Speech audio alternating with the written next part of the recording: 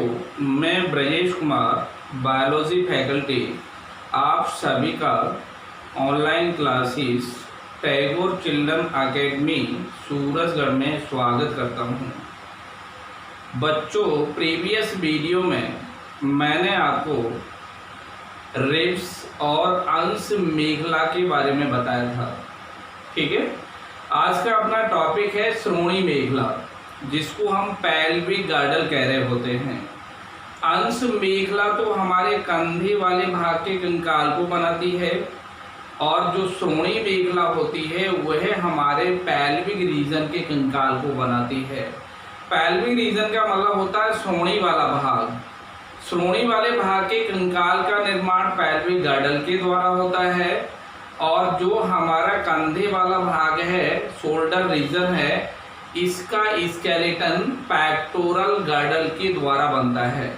इसीलिए हम कह रहे होते हैं कि जो उपांगीय कंकाल होता है वो मेखलाओं का मतलब होता है गर्डल्स, और अग्र तथा पश्च पादों की अस्थियों से मिलकर बना होता है। ठीक है ना। अब इसमें देखिए, आज का जो अपना टॉपिक श्रोणी मेखला है, इस श्रोणी मेखला में हम जब इसको एक्सप्लेन कर रहे होते हैं तो ये कहते हैं कि ये कहाँ पर पाई जा रही होती है। श्रोणी वाले भाग के कंकाल को बनाती है। अंश मेखला की तरह ही इसमें दो अर्धांश होते हैं, लेकिन इसमें दोनों अर्धांश मध्य रेखा पर एक जगन संधान के द्वारा या प्यूबिक सिम्फाइसिस के द्वारा जुड़े रहते हैं, और यह पश्च भाग में शरीर के या अक्षीय कंकाल के पार्श्व में दोनों पश्चपादों के मध्य उदर गुहा में पाई जाती है।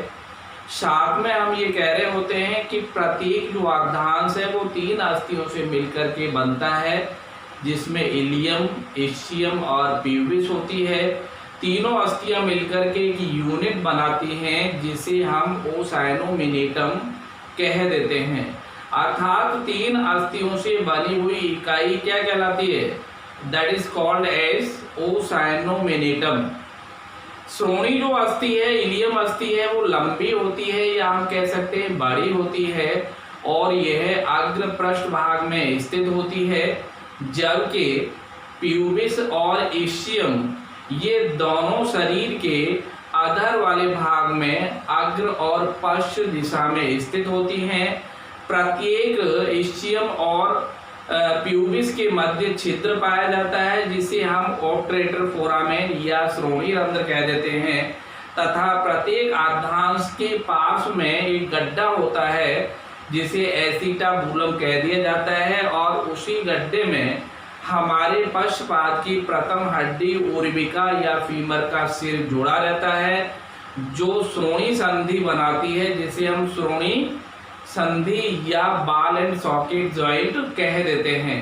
इस प्रकार हम ये कह सकते हैं कि इलियम, सैक्रम और कॉक्सिक मिलकर के पेल्विस रीजन का निर्माण कर रही होती हैं। ठीक है ना।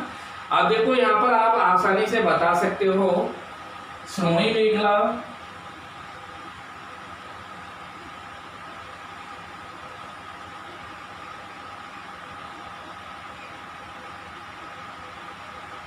श्रोणी मेखला में अंश मेखला की तरह ही अंश मेखला की तरह ही दो अर्धांश होते हैं। दो अर्धांश होते हैं, लेकिन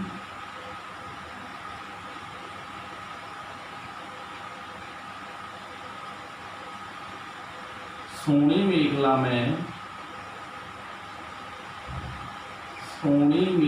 में दोनों अर्धांश दोनों अर्धांश परस्पर जघन संधान द्वारा जुड़े रहते हैं,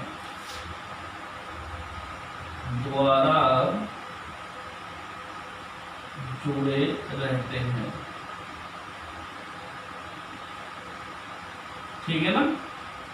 कितना अंतर हुआ? अंश में एक में दोनों अर्धांश एक दूसरे से पृथक रहते हैं, लेकिन श्रोणी में एक में दोनों अर्धांश प्यूबिक सिम्फाइसिस के द्वारा जुड़े रहते हैं। कहां पर जुड़ते हैं ये प्यूबिक सिम्फाइसिस के द्वारा? मध्य रेखा पर, मध्य रेखा पर जुड़े रहते हैं।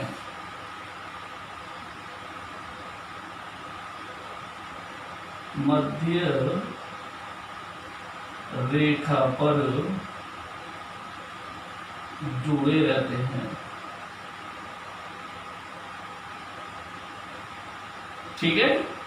आगे कह रहे होते हैं श्रोणी मेखला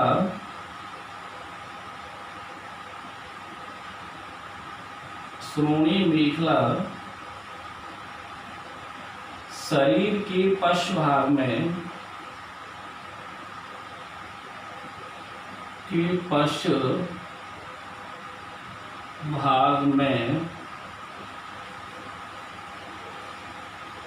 अक्षीय कंकाल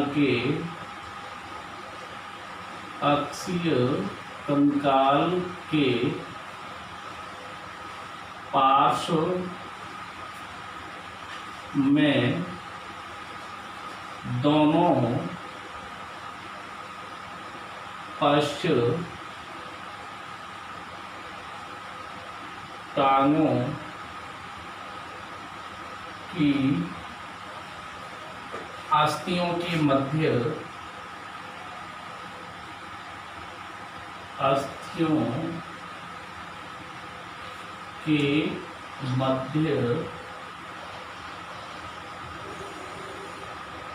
उदर गुहा में स्थित होती है, उदर गुहा में स्थित होती है, ठीक है ना। क्लियर हो गया। अब देखिए यहां पर कहा जा रहा होता है इसका प्रत्येक अर्धांश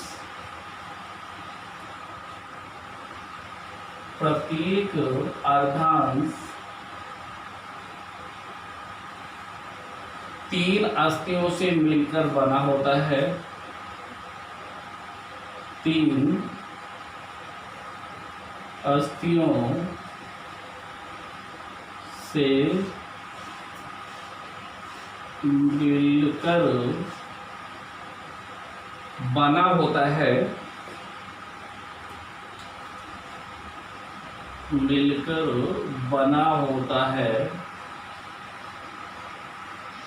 ये अस्थियां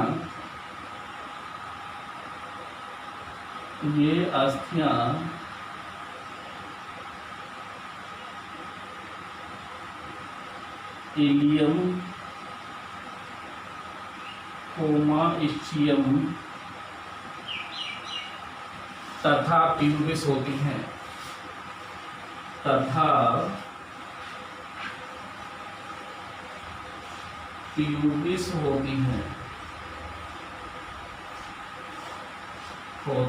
ठीक है ना।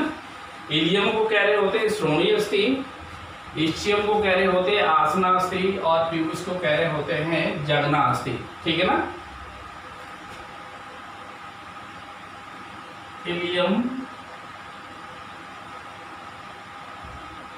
कोमा इस्चियम तथा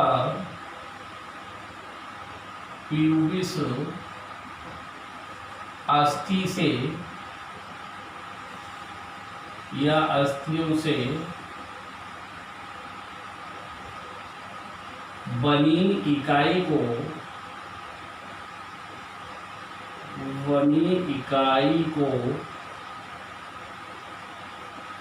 ओसाइनोमिनेटम कह देते हैं।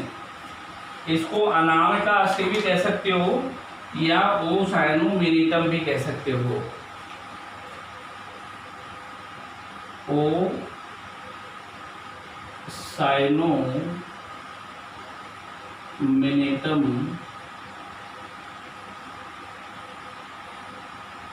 कह देते हैं,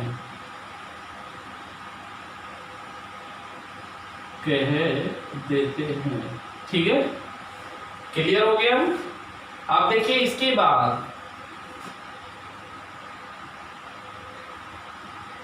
इलियम, जिसको श्रोणि अस्थि कह रहे होते हैं। कौन सी अस्थि?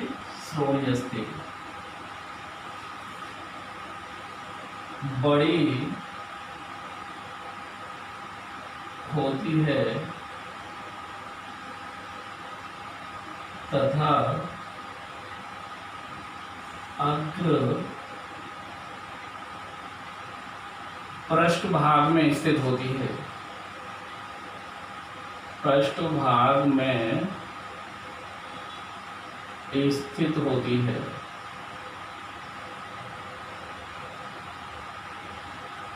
ठीक है ना।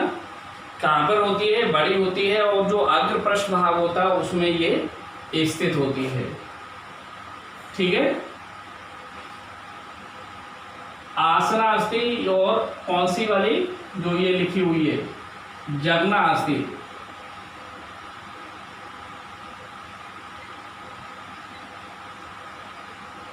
जगना अस्थि, इसको कहते हैं प्यूबिस, तथा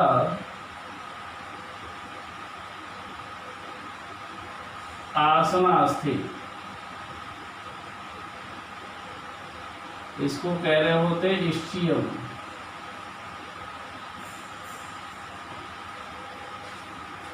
अधर भाग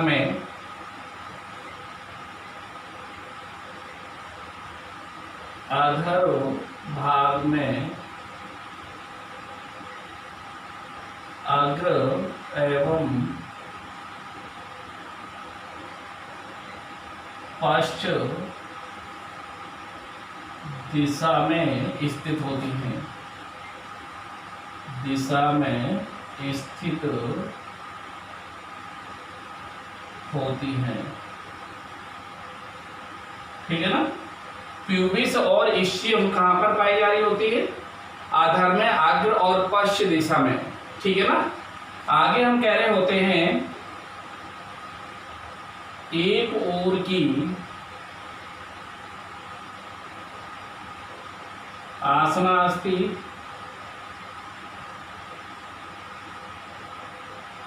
एवं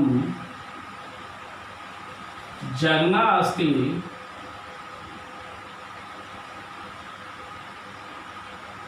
के मध्य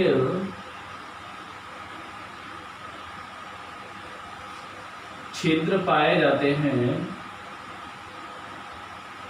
छिद्र पाया जाता है, पाया जाता है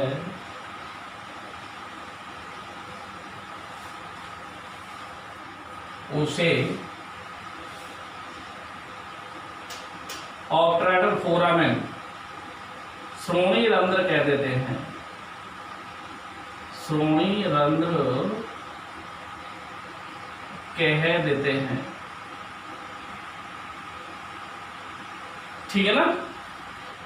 इसी प्रकार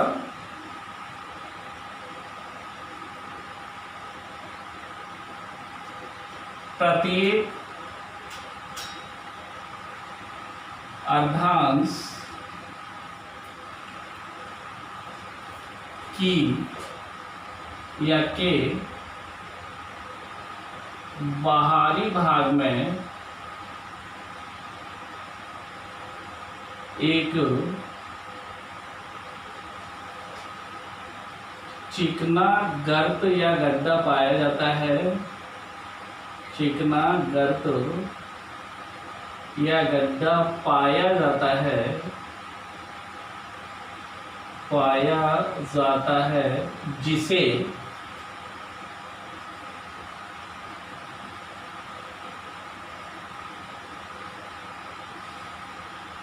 जिसे एसीटाबुलम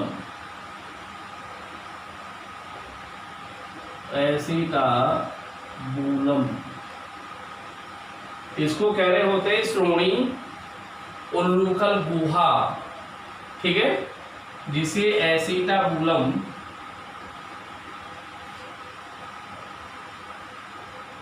कहते हैं। इसमें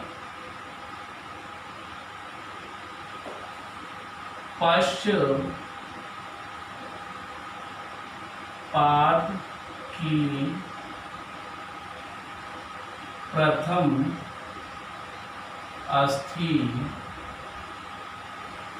फीमर, जो सबसे बड़ी होती है, फीमर ओर्बिटा भी बोलते हैं इसको, का सिर जुड़ा रहता है, का सिर जुड़ता है या जुड़ा रहता है, यह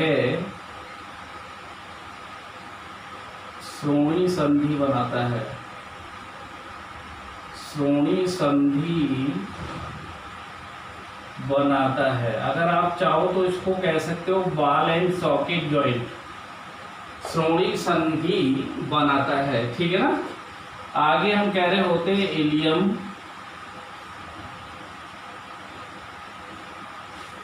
कोमात्रिक, इसको कहा जाता है सैक्रम, तथा आनुत्रिक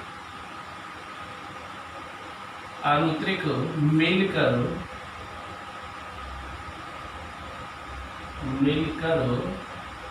पेल्विस रीजन बनाते हैं।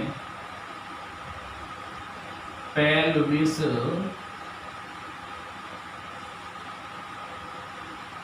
श्रोणी भाग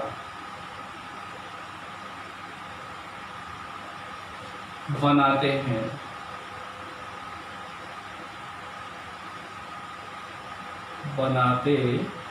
ठीक है ना, क्लियर हो गया।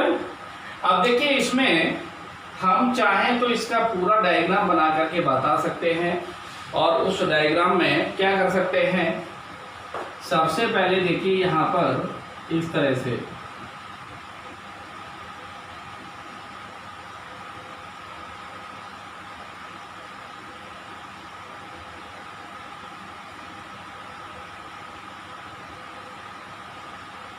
ठीक है, और फिर देखिए इसको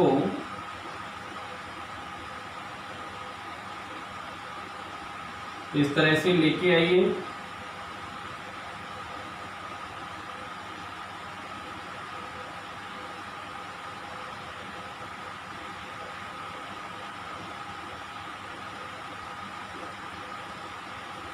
यहाँ पर देखिए ये इस तरह से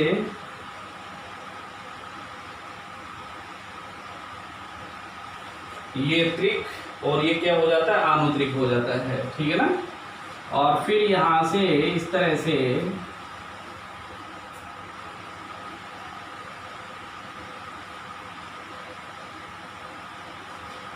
और फिर देखिए इधर से ये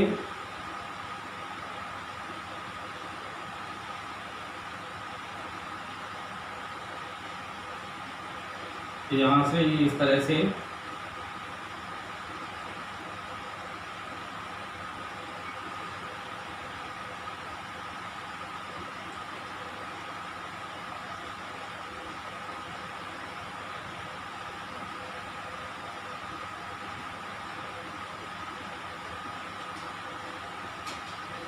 ये देखिए बन जाती है क्या, श्रोणी मेखला। इसमें ये वाले जो भाग होते हैं इसको तो हम कह रहे होते हैं एसीटाबुलम।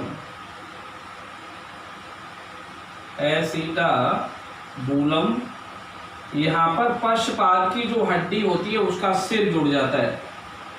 और देखिए ये वाली जो अस्थि होती है इसको कह रहे होते हैं इस्चियम। इस्चियम का मतलब होता है आसना अस्थि। और ये वाली जो अस्थि होती है इसको कह रहे होते हैं इलियम। इलियम का मतलब होता है श्रोणी अस्थि जो सबसे बड़ी होती है, ठीक है।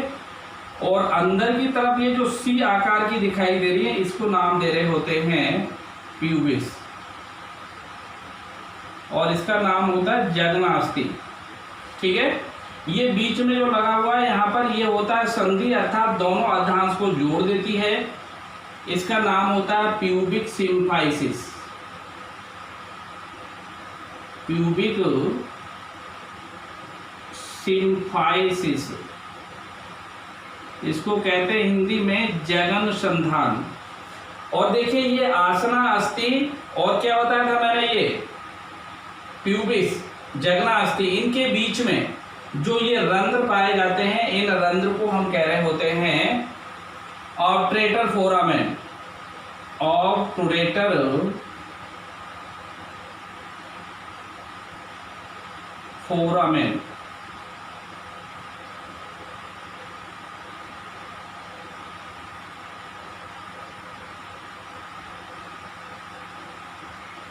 श्रोणी रंध्र, इस प्रकार ये यहां पर आप कह सकते हो किसका डायग्राम हो गया, पेल्विक गर्डल का। पेल्विक गर्डल जिसको हम कह रहे होते हैं श्रोणी मेखला, कौन से वाले भाग का कंकाल बनाती है, श्रोणी वाले भाग का। ये वाला जो भाग होता है इसको यहाँ पर कहा जाता है सैक्रम। सैक्रम का मतलब होता है त्रिक, और ये वाला जो भाग होता है इसको कह रहे होते हैं अनुत्रिक, कॉक्सिक्स।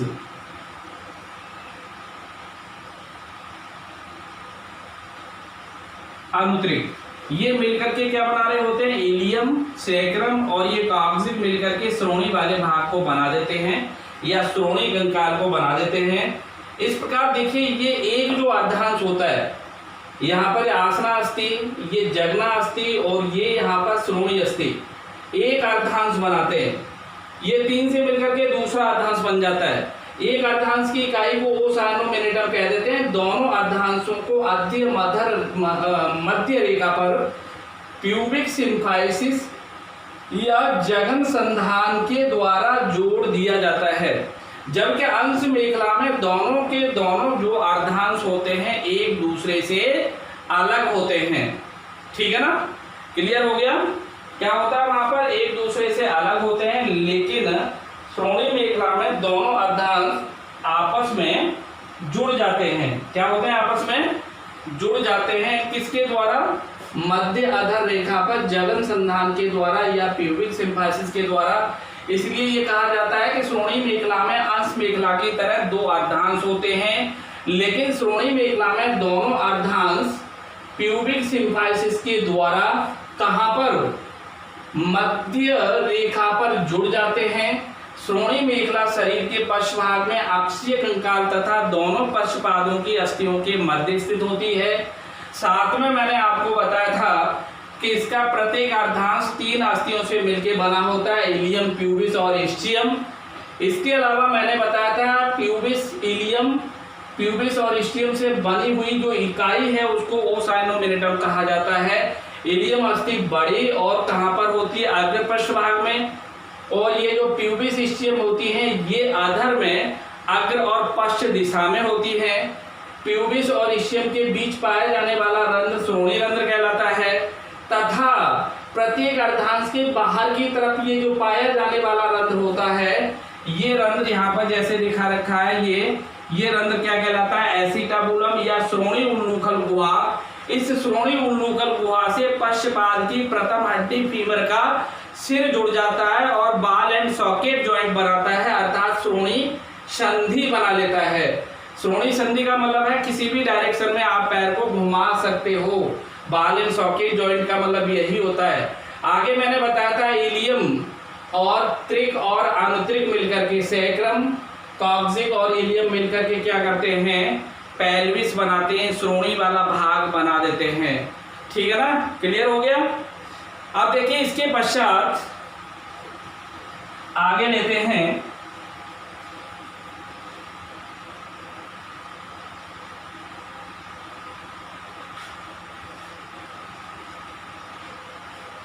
आगे इसमें अपने लेंगे क्या बताओ, बोन्स ऑफ आर्म्स।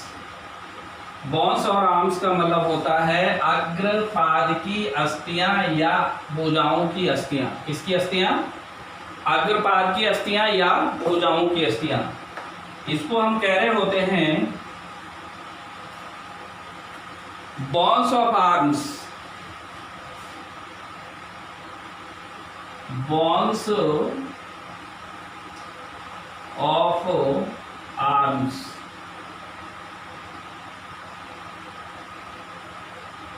भुजाओं की अस्थियां। भुजाओं की अस्थियां। भुजाओं का मतलब होता है जो अपने अग्रपाद होते हैं। ठीक है ना? क्या कह रहे होते हैं इनको? भुजाएं कह रहे होते हैं। जैसे ये अपना हाथ है, यहाँ से पूरा का पूरा ये फोर आर्म या अग्र आर्म कहलाता है। इसलिए क्या कह रहे होते हैं इनको? भुजाओं की अस्थियां। ठीक है ना? तो आप बताइए मनुष्य में एक भुजा में कितनी अस्थियां पाई जा रही होती हैं? मानव में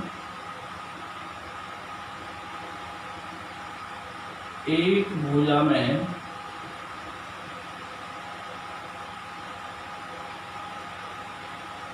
30 अस्थियां होती हैं। 30 अस्थियां होती हैं। अस्थियां होती हैं। इनमें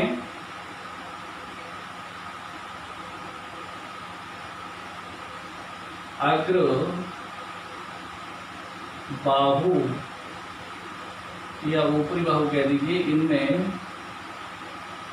ऊपरी बाहु की प्रगंडिका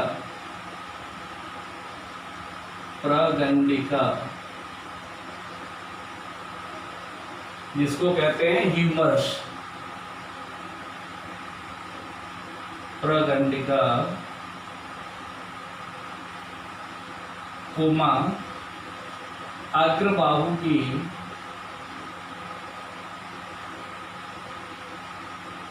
बाहु की अग्र एवं अंत को बाह्य एवं अंतः प्रकोष्ठिका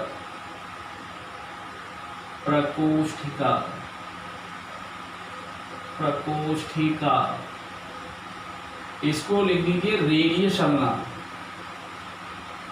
रेडियस अल्ना।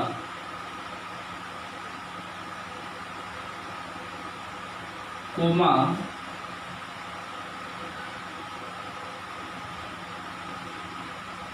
कलाई की मणि बंधिकाएं, मणि बंधिकाएं जिनको कहते हैं कार्पल्स। कोमा हथेली,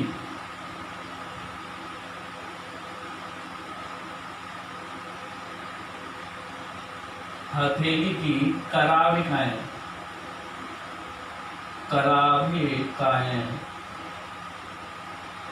इनको कह रहे होते हैं मेटाकार्पल्स। मेटाकार्पल्स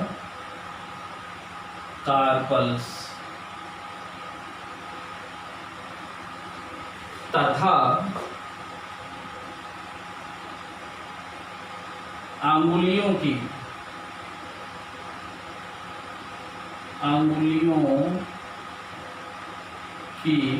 फैलेंजेस, इनको कहते हैं अंगुलास्थियां।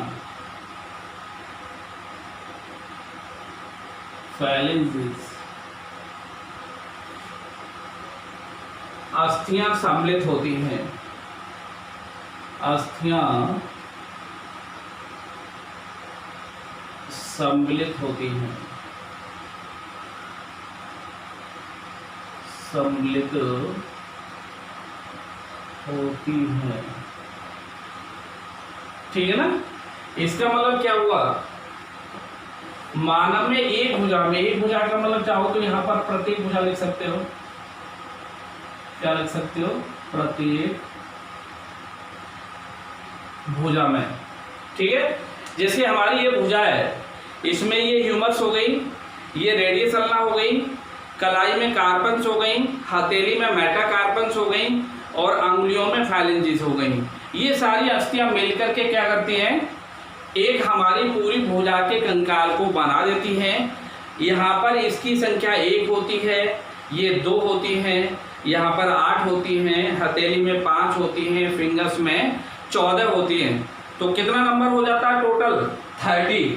अर्थात हम कह सकते हैं कि मानव की प्रत्येक भुजा में या मानव में प्रत्येक भुजा में कितनी अस्थियां होती हैं, 30 अस्थियां होती हैं। ठीक है ना। इनमें कौन सी वाली अस्थि, ऊपरी बाहु की प्रगंडिका ह्यूमरस, अग्र बाहु की बाह्य एवं आंत्य प्रकोष्ठिका, कलाई की मणिबंधिकाएं, हथेली की कराविकाएं तथा अंगुलियों की फाइलेंजिस अस्थियां सम्मिलित होती हैं। ठीक है। अब देखिए इसमें हम कौन सी वाली अस्थि बोलेंगे। सबसे पहले लेते हैं ह्यूमरस। ह्यूमरस ही आएगी ना पहली वाली, ह्यूमरस, और इसको कह रहे होते हैं प्रकंडिका।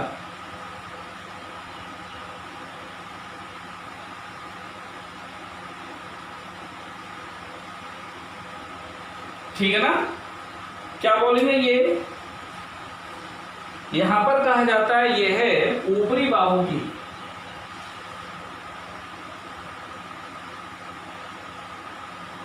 यह है ऊपरी बाहु की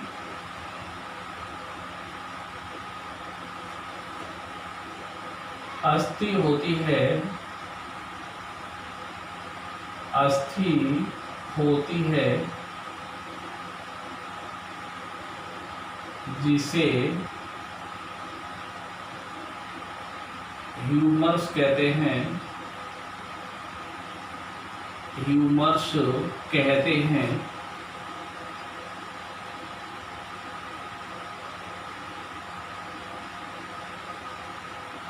इसके समीपस्थ सिरे पर,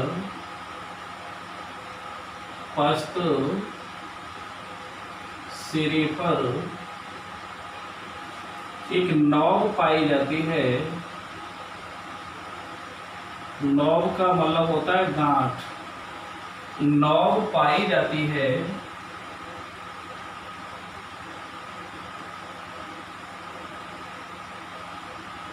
जिसे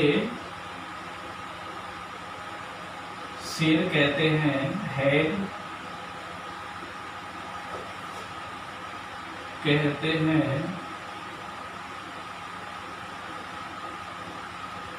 इसके दोनों तरफ, किसके, सिर के, इसके दोनों तरफ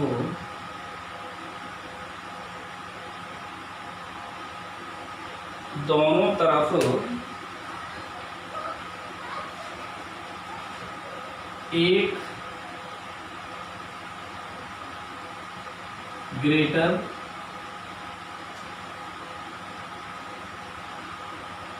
ट्यूबरोसिटी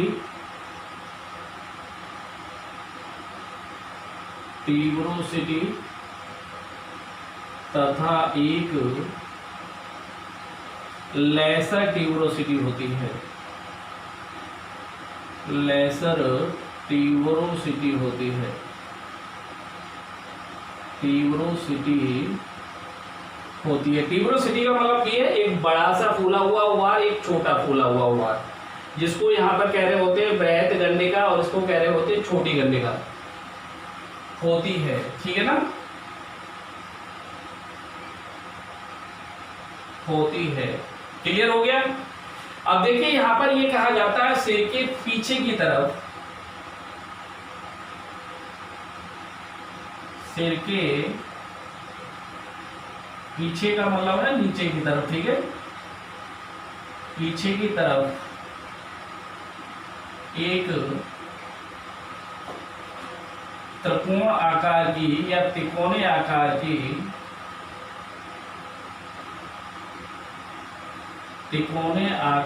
की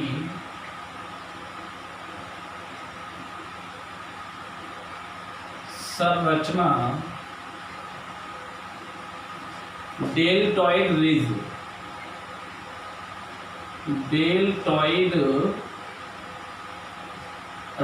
पाई जाती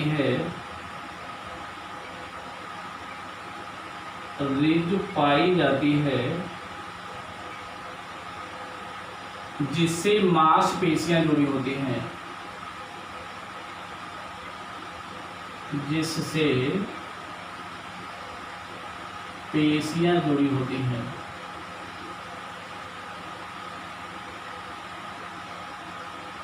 जुड़ी रहती हैं। ठीक है ना। इसके बाद ह्यूमरस का दूरस्थ शिरा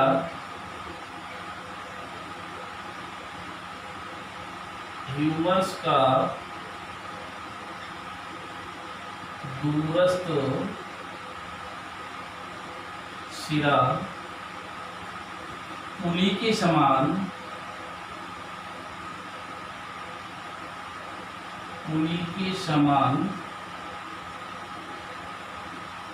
होता है, जिसे चक्रक या ट्रॉग्लिया,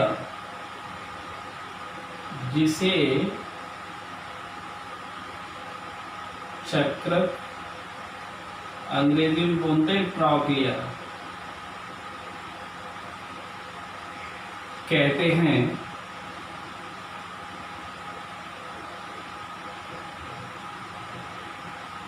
चक्रक के ऊपर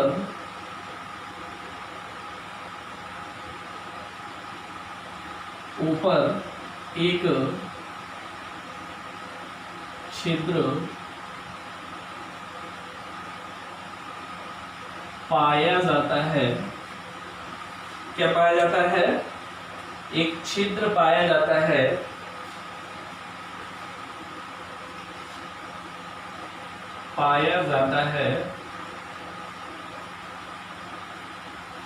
जिसे अधिचक्रक रंध्र या छिद्र कह देते हैं।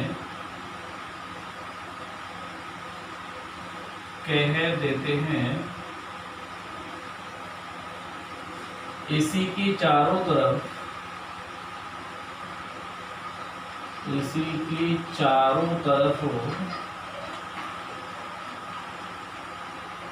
कफोड़ी खांच पाई जाती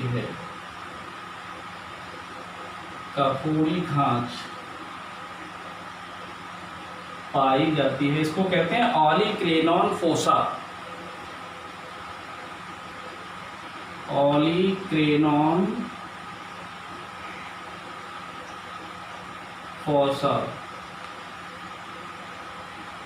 पाई जाती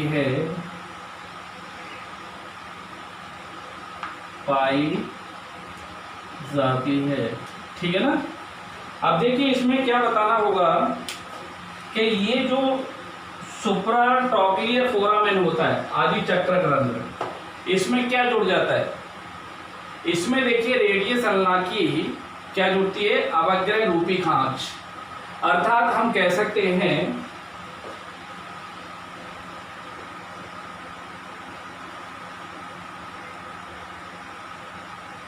ह्यूमरस का सिर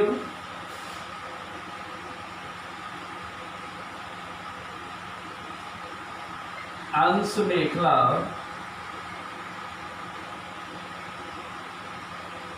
में पाई जाने वाली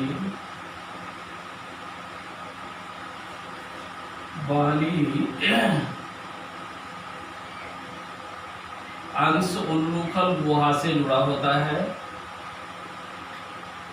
अंश उल्लूखल, जिसको ग्रीनोड कैविटी कह देते हैं, गुहा से जुड़ा होता है।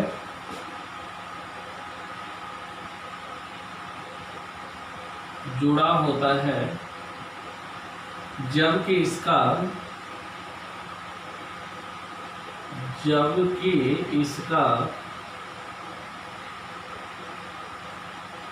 चक्रक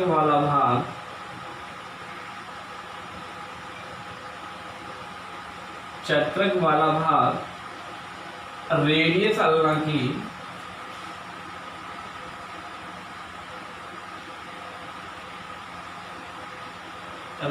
अल्ना की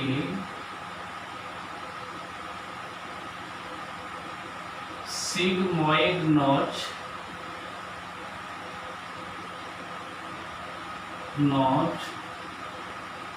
या इसको कहते हैं अवग्रह रूपी खांच से जुड़ता है,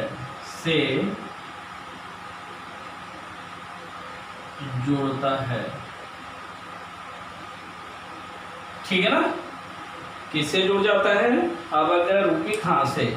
अब देखिए, अगर आप देखोगे इसे तो ये देखिए इस तरह से होता है, बिल्कुल इस तरह से। एक तो ये बड़ा हेड होता है, इसकी तरफ ये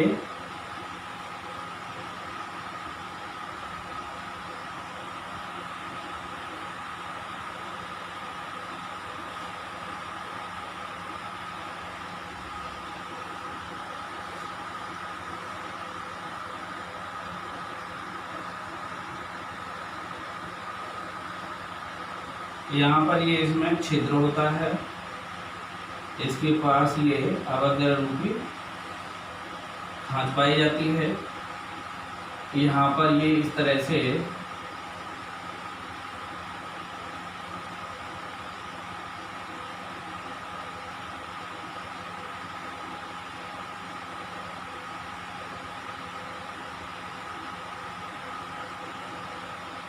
ठीक है। सिर के ठीक पीछे की तरफ यहाँ पर इस तरह से ये ट्राई एंगुलर स्ट्रक्चर होता है। इसको कह रहे होते हैं हम क्या, इसको नाम दिया जा रहा होता है डेल्टॉइड रिज। और इस तरह से ये सर दिखाई दे रहा है, ये वाला सर कहाँ पर जुड़ जाता है? हमारी अंश मेखला में पाई जाने वाली अंश उल्लूखल गुहा से इस वाले भाग को कह रहे होते हैं समीपस्थ सिरा।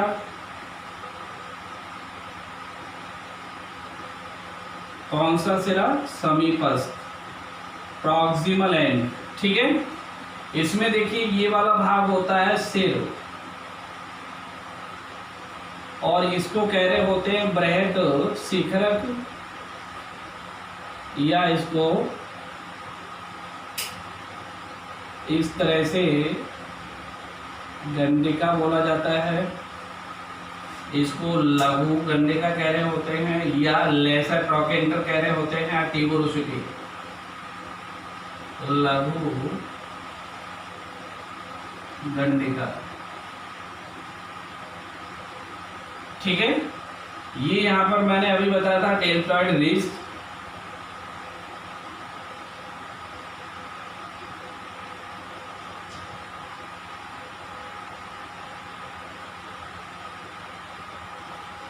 ये यहाँ पर क्या होता है?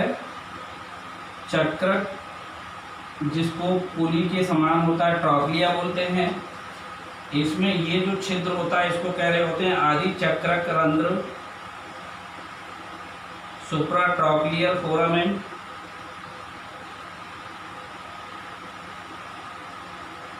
ठीक है। ये रंध्र किससे जुड़ जाता है? रेडियस अल्ना में पाई जाने वाली सिग्मोइड नॉच के साथ। इसीलिए यहाँ पर क्या बनती है? हिंज जॉइंट बनता है। केवल एक ही दिशा में आप घुमा सकते हो, और इसको यहाँ पर कह सकते हो कफोड़ी खांच, ऑलिक्रेनॉन फोसा,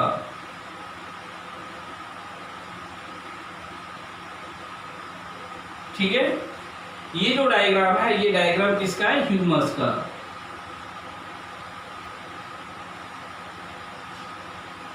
जिसको इस तरह से लिखा जाता है प्रगंडिका।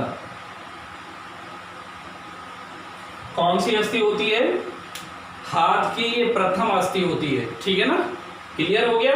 तो इस तरह से हम किसके बारे में बता सकते हैं? बॉल्स ऑफ आर्म्स में पहली जो हड्डी है ह्यूमरस, ठीक है। ओके।